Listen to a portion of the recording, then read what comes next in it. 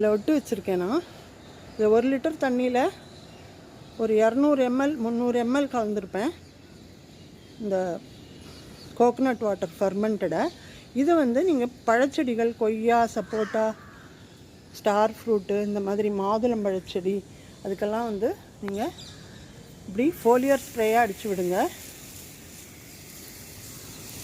இந்த இலைகள் வழியாக இன்ஸ்டன்ட் எனர்ஜி கிடச்சி நம்ம இளநீர் குடித்தா எப்படி இருக்குது, நமக்கு தேங்காய் தண்ணி குடித்தா எவ்வளோ புத்துணர்ச்சியாக இருக்குது, அந்த மாதிரி இந்த செடிகளும் ரொம்ப புத்துணர்ச்சியாக நல்லா வளர ஆரம்பிக்கும், நிறைய பூக்கள் கொடுக்கும். அதுவும் இந்த மாதுளம்பழத்தில் இந்த பூக்கள்லாம் ரொம்ப கொட்டி போயிடும். நிறைய பூக்கள் இருக்கும், ஆனால் எல்லாமே கொட்டி போயிடும். அந்த மாதிரி ப்ராப்ளத்துக்கு இது ரொம்ப நல்ல சொல்யூஷன்.